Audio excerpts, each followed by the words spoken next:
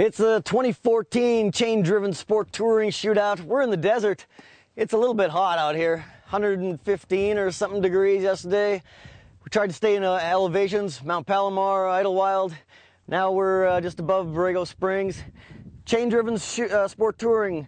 They're a lot lighter than the sport touring shootout we did with the shaft drive bikes. Those bikes are getting heavy. They're almost touring bikes, chain-driven ones, between 1,000 and 1,200 cc's.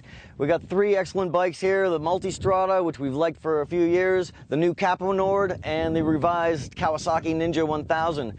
We've got quite a difference in price, but the capabilities are all pretty similar. We got anti-lock brakes, traction control, saddlebags, and we really got to get out of this heat because I think Tom might need some medical attention.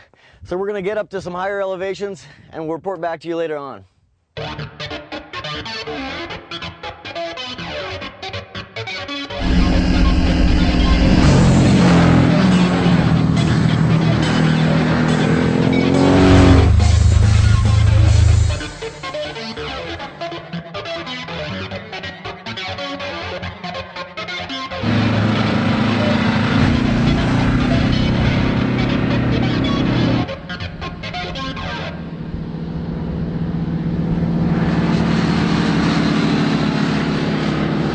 I'm happy to say we made it out of the desert, mostly alive. Got some nice cool breeze here in San Diego, and we've figured out a lot more about these sport touring bikes. When we did the shaft-driven sport touring bikes, we were kind of, they're comfortable, but we were kind of a little less enthralled by their heavy weight. So we're stepping down a size, chain-driven sport touring bikes. And even sport touring bikes, they don't even make that much clear sense because these look like adventure touring bikes and this looks like a sport touring bike. But really, they all have sporting capability that goes beyond the bigger bikes we had last month. These two bikes, 1200 cc Italian, you figure they'd be a lot similar, but they're really different. The Ducati is very sharp, very firm. The Aprilia is kind of soft and more squishy. And then the Kawasaki kind of lies somewhere in between. It's a sporty bike. It matches the Ducati in many ways, but it doesn't have the ergonomic comfort of the more taller adventure style bikes. Tom, what can you say about these things? Well, yeah, I'm going to have to check my health insurance coverage to see if I have to pay Sean for his CPR antics back there in Borrego Springs, but I'm happy to be alive and with us here in San Diego. I think something that what we realize when you're talking about the hardness of the Ducati, the softness of the Aprilia, the suspension on this is very soft. It's not something made for pushing to extremes in terms of sportability. Now, that's not to say though, for the right person or the right couple who are more interstate bound with big kind of swoopy kind of lines like this that aren't going to be out in these kind of like little switchback areas, the softness, the plushness of the seat, it really comprises a nice sport touring, leaning more on the touring side of the equation. It has good features, but if it came down, between the two of these kind of sport adventure tours that we've coined a phrase for, I'm still leaning towards the Ducati down there that Sean is rightly standing next to and petting. And what can you say, Sean? How do these things compare in your eyes? Well, I think, we've got two bookends and a book.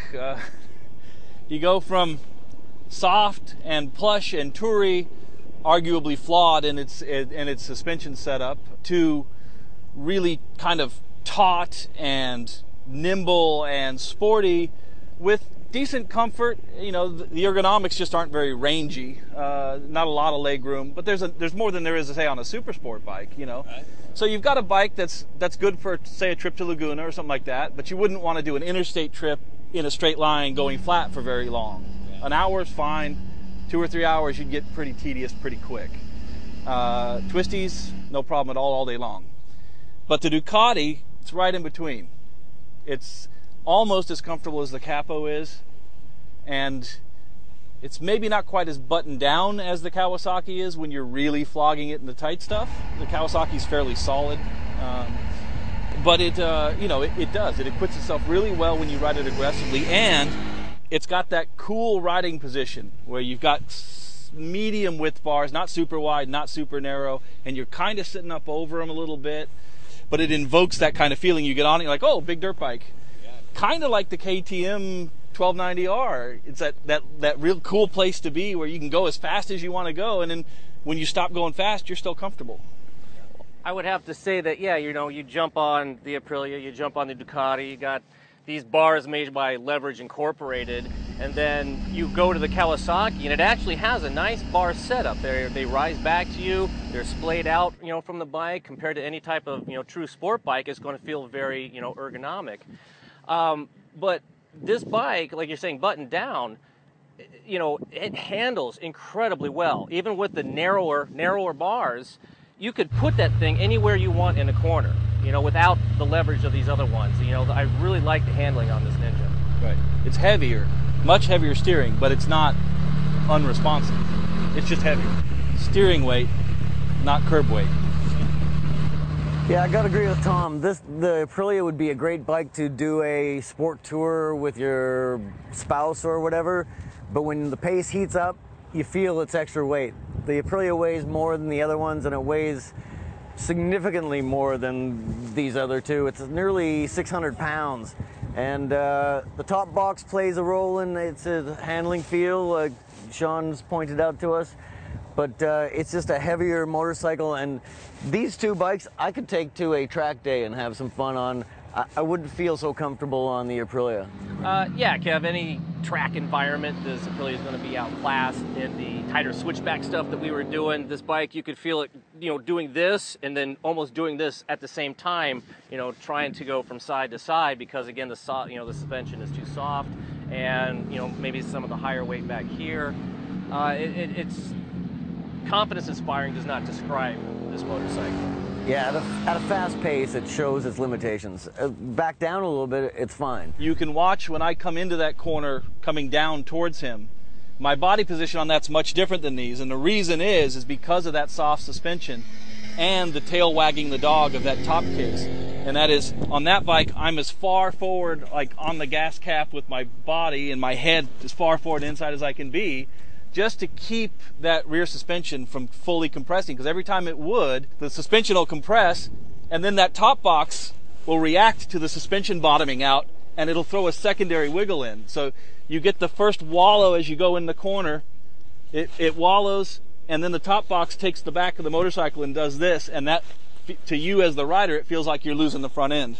So if you get your weight all the way forward, it kind of helps that. And so I was trying to climb over that like a monkey just to, mitigate some of its handling quirks. While we're Aprilia bashing, I think we should also mention that, surprisingly, because we haven't had this issue with an RSV or the Tuono, is it has some bad fueling, and its ride-by-wire is not spot on either.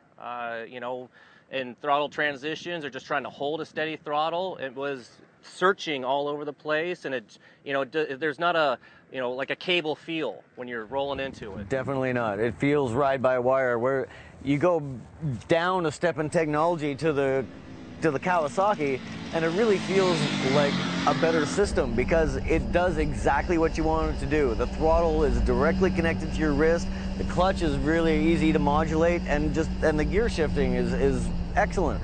So it seems down on technology, but it really works very well.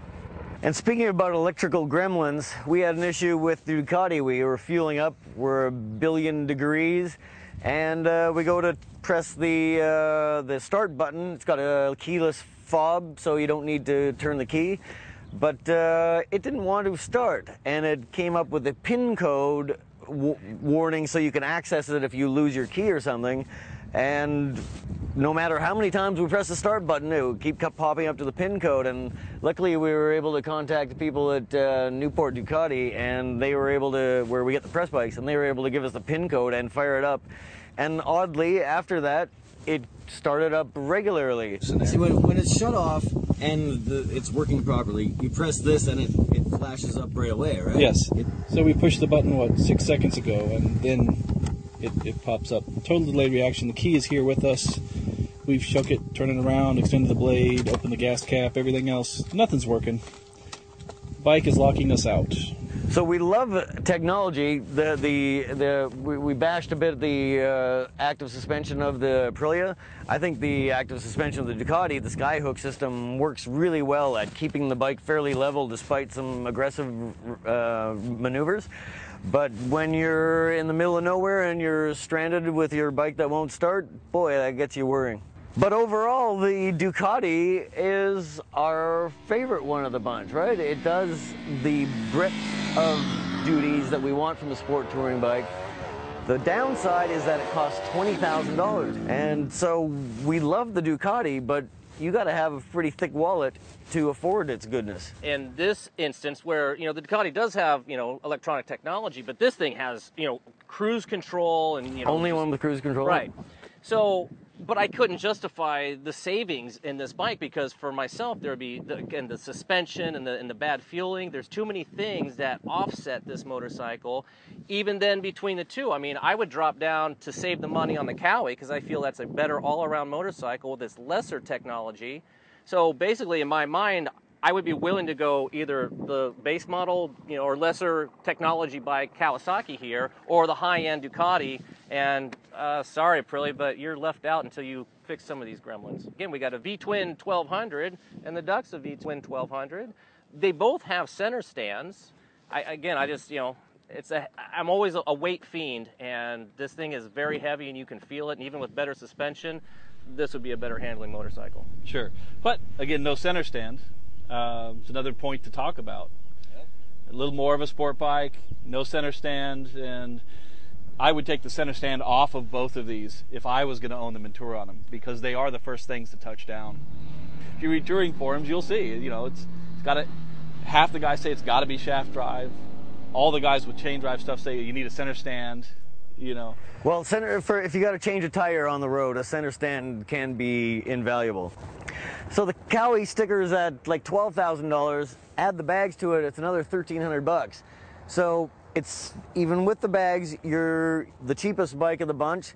I think the only real downside to the Kawasaki is the amount of legroom. If you're a shorter rider, it's hard to complain about the Kawasaki. I think it's a terrific value. Wait, Kevin, allow me to complain. There is some severe buzziness you get out of this engine, that high frequency, and it kind of, it's usually above 6,000, 6,500 RPM. It can depend on the gear. I think if you're riding aggressive and you're, up in that rev range, you're going to feel it. And the Ducati has a thump, and Sean and I were talking about this, and I'll take the thump of the Ducati over this, high frequency buzz any day. Well, the difference or the distinction I'd like to make is that at cruising speeds, this isn't very buzzy. It's not that you're cruising on the freeway and it's buzzing and you hate it.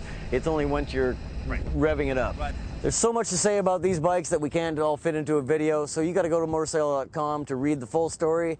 Got a scorecard, dyno test. So we're going to saddle back up, head back home, fill out a scorecard, get the full details, and Sean, is there something else you want to say? Stay classy, San Diego.